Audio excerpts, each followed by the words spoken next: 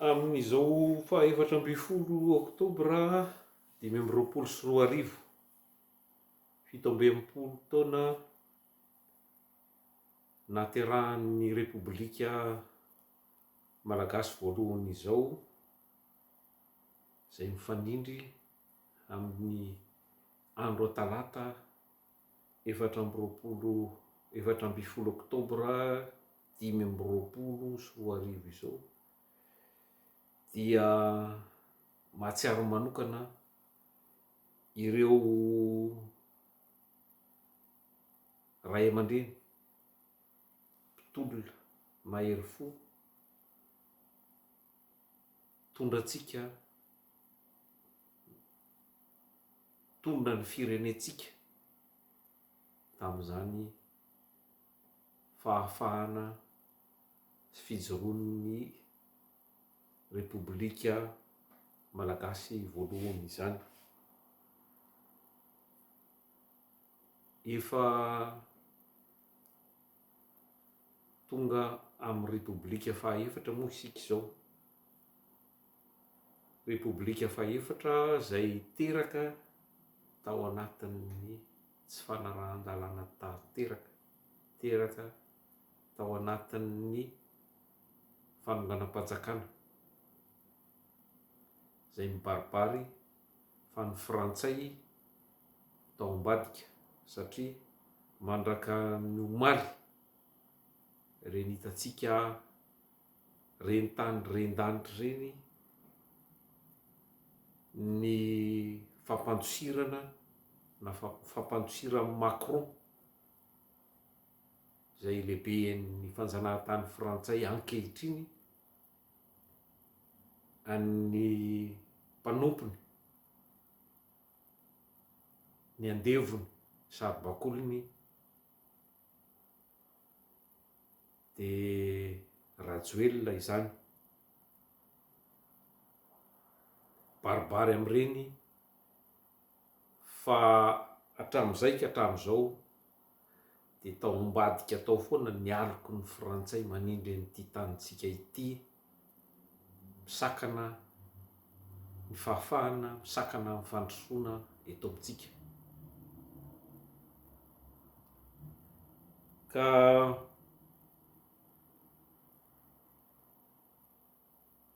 iny izy efa nindosiny fiaramanidin'ny mpanjanantany iny, tonga amin'le fitenenany hoe mipoaka ny basy taitra ny vorona, ny oatra ny ranomasina izy ka tsy azo samborina. Fa na izany dia lafintsika marindrano ny fijabahan'ny frantsay amin'ny raharaham-pirenentsika, lafintsika ny impérialisme frantsay izay mbola mitady sy mikatsaka ny anjoga sy amoritra ary anararoatra ny roba ny firenentsika. Rajoelina ny lasa fa maro ireo mpiara-miasa taminy satria tsy izy irery no nahavita an'ireny rehetrarehetra ireny, fa maro dia maro ireo nandoha vola, ny sponsorisé amin'iny fanonganam-panjakana tamin'ny 2024 ka mila rahantsika maso fehezina manomboka eto reny olona ireny tsy ahafahany manao ratsy ho an'ny firenentsika intsony. Ka teny fohy satria tsy nisy maharepoblika ny repoblika ankehitriny intsony, fa pejy ho avadintsika any amin'ny adabo ny resaka fitondrana anaty farangotsosina Rajoelina, satria filoha efa tsy ara-dalàna ary androany efa vita ny vote ao amin'ny antenimieram-pirenena, lany ny empêchement, zay izy vao tena tsy izy tsony mihitsy fa any avadikitsika amin'ny pejy roso amin'ny ho avy iritsika tsaratsara kokoa isika ananganantsika ny repoblika fahadimy. Zany hoe miaraka amin'izay tsy maintsy mijoroko ny lalam-panorenana vaovao ahafahantsika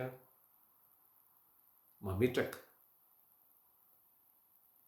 ny firenena malagasy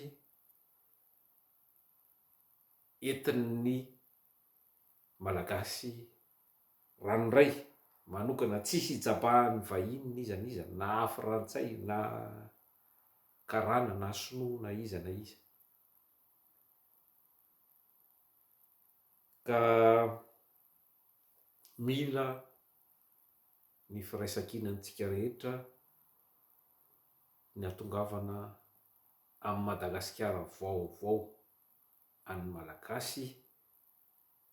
malagasy maso mandidy eto Madagasikara.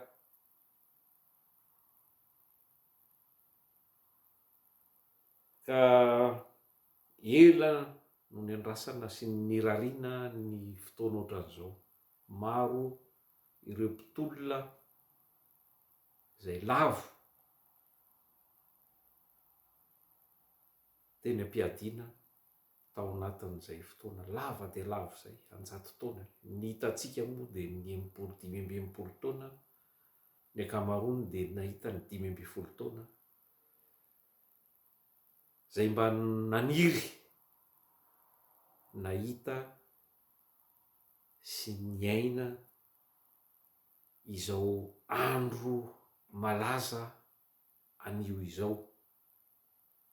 dia ny fionganan'ny Rajoelina tanteraka teo amin'ny toerana zay nangalarin'io. Tsirovana manokana Topoklahy James Ratsimba, Topoklahy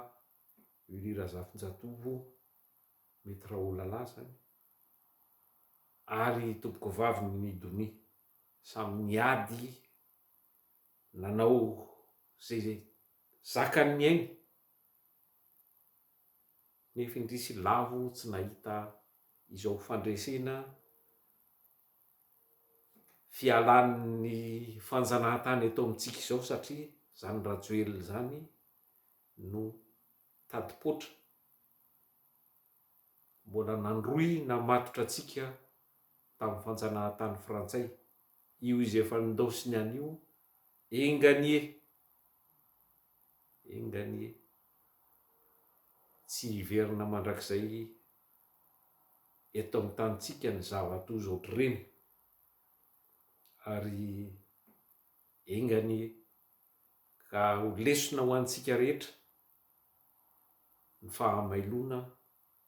fa tsy kely lalana ny ratsy, tsy kely lalana ny mpanjanantany,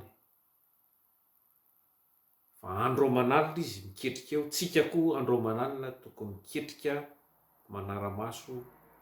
ary miady amin'izany. Mila firaisan-kina, mila fahasahiana anova tanteraka, mila manao révolution tsika. Tsy révolution hoe tsy maintsy miady hifamono zany, fa mila révolution manova tanteraka, manilika ireo farasisa, ireo olony frantsay zay mbola eto amintsika, indrindra ireo karan'ireo tsy omena laka intsony, ary tsy avela nitsakazaka eto amin'ny tanitsika, satria efa eo am-pelantanan'ireo daholo ny aim-pirenena rehetrarehetra, na ny angovo na ny angovo ny resahako. Iny aloha zao ny olana hatramin'izao,